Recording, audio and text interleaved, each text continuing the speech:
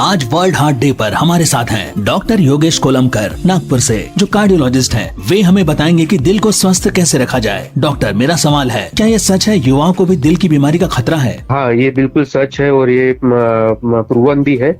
दिल की बीमारी का कारण युवाओं में भी अभी आजकल ज्यादातर देखने मिलता है, क्योंकि आजकल की जो लाइफस्टाइल है, आजकल जो हमारा सिटिंग टाइप का बिहेवियर है, उसके वजह से ये सारी चीजें मतलब इसके लिए कारणीभूत है। जैसे कि लाइफस्टाइल मतलब क्या, अपना जीवन दैनंदिन जो है थोड़ा सा बहुत ज्यादा स्ट्रेस ले लेना, खाने की तरफ अच्छे से ध्यान नहीं देना, फास्ट फूड ले लेना, अच्छी स्लीप नहीं होना, ये सारी चीजों के कारण जो है वो आजकल के युवाओं में ज्यादातर हार्ट अटैक या फिर ब्रेन स्ट्रोक की जैसी बीमारियां दिखने मिलती है।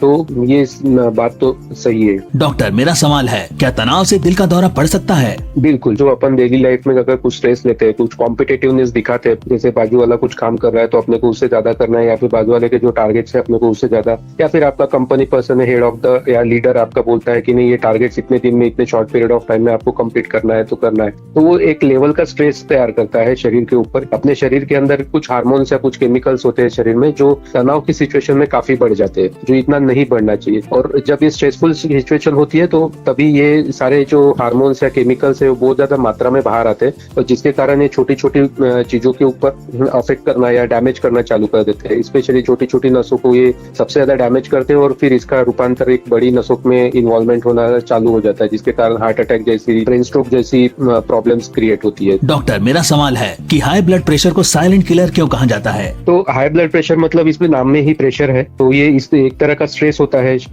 नसों के ऊपर, क्योंकि जब भी ब्लड फ्लो अगर फास्ट या बहुत ज्यादा फोर्स से जाएगा, जैसे बहती हुई रिवर अगर साइलेंटली जा रही है तो किसी को कुछ ये नहीं होगा, लेकिन अगर वही अगर प्रेशर से जा रही है तो बहुत ज्यादा डिस्ट्रक्शन करते हुए जाता है। तो उसी तरह से यहाँ पे भी ये फंडा लागू होता है। साइलेंट किलर इसलिए बोलते हैं क्योंकि इनिशियल स्टेजेस पे जो ब्लड प्रेशर 150, 140, जिसको बहुत सारे लोग बोलते हैं कि 140, 150 अरे ये तो ऐसे ही आ जाता है, इससे मुझे तो कुछ तकलीफ नहीं हो रही है, ना ही मुझे सांस फूल रही है, डेली मैं रूटीन कर रहा हूँ, मैं अच्छा खासा वॉक कर लेता हूँ, मैं गाड़ी चला सकता हूँ, ये कर सकता हूँ। पर यही 140, 150 का बीपी अंदर की जो नसें है उसको स्टिफनेस तैयार करता है, या फिर आप बोलेंगे कि अंदर छोटी लेवल पे डैमेज करते रहता है, जो कि आगे चल के कारण बन जाता है कोमॉर्बिडिटी का। डॉक्टर, मेरा सवाल है कि दिल की बीमारी के शुरुआती लक्षणों को मरीज कैसे पहचान सकते हैं? तो इसके कुछ लक्षण होते हैं। ये लक्षण काफी कॉमन है, आपने बहुत जगह पे सुने होंगे। कभी कभी अनएक्सप्लेन सांस चढ़ जाना, सांस फूल जाना एकदम से, स्पेशली जब भी आप काम करते हैं तभी। छाती में दर्द होना, या फिर ये दर्द जो है छाती का दर्द रेडिएट होना मतलब एक तरफ से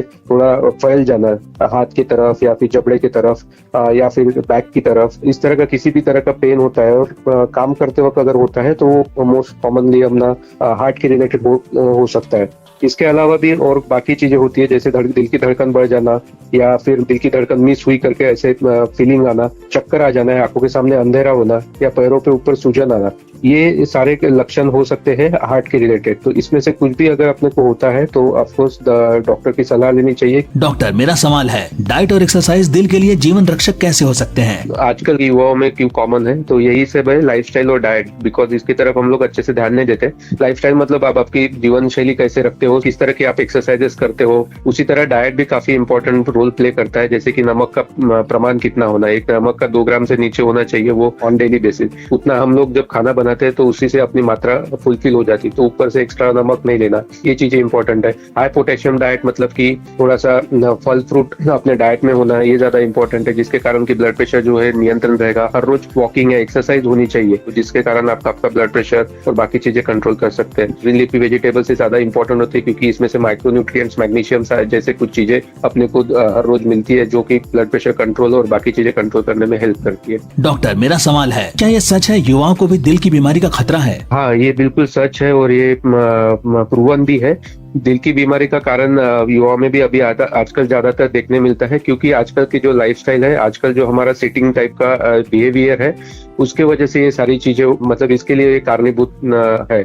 जैसे कि लाइफस्टाइल मतलब क्या, अपना जीवन दैनंदिन जो है थोड़ा सा बहुत ज्यादा स्ट्रेस ले लेना, खाने की तरफ अच्छे से ध्यान नहीं देना, फास्ट फूड ले लेना, अच्छी स्लीप नहीं होना, ये सारी चीजों के कारण जो है वो आजकल के युवाओं में ज्यादातर हार्ट अटैक या फिर ब्रेन स्ट्रोक की जैसी बीमारियां दिखने मिलती है।